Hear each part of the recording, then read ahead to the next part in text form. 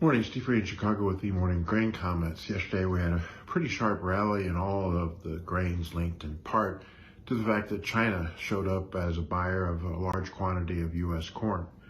I think that today we could see further announcements of some more corn that may have been sold to China in this last round of their buying. And we might even see some soybean sales to China. When we look at the numbers, first of all, down in South America, the soybean and corn crops are delayed in Brazil. They're probably a little bit lower than what the USDA numbers are saying. Truckers are threatening in Brazil to go on strike for higher wages Monday. And in Argentina, truckers are blocking roads into the ports. All of this could delay the selling, especially of Brazil beans, to China in that Feb-March period. There is talk that maybe as much as 5 million tons won't be shipped from Brazil, and if that is switched to the United States, that almost 180 million bushels of beans would bring our carryout basically down to zero. Over in the corn, there is talk that China may need as much as 6 million tons of U.S. corn to bring in for use and add to their reserves. The domestic price of corn in China is $11, and it appears that if the state-owned buyers buy the corn, they don't have to have TRQs for import, and even the buyers domestically don't need TRQs. So the attaché put the all-origin corn imports to China at 22 million tons versus the government's 17.5, and some people think it could even be closer to 25 million tons. Buying from the U.S. Could bring our carryout down to 1,100 versus the government's 1,552.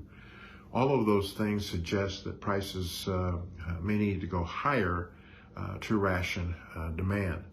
So we've had some pretty wide ranges in the monthly prices so far in January.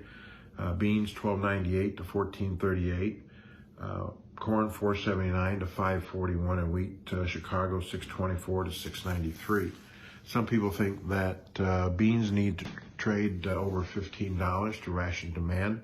There's even talk about a few crushers in the United States maybe not offering product after May because of maybe the short supply of beans. We also note that we may need to trade to $6 corn to try to slow the demand there also. But more importantly, making sure that U.S. farmers add acres in the 2021 campaign. The last thing is that recently NOAA put out some La Nina data, which suggests strengthening. That raises the odds of maybe a warmer and drier U.S. summer, and even a warmer and drier Russia summer. Again, last year at this time, NOAA had a similar change in maps. But eventually, within a 2-month time frame, they brought those numbers back down. So we'll see if that happens. Definitely, if it stays this strong, it increases the chances of some less than normal U.S. summer weather.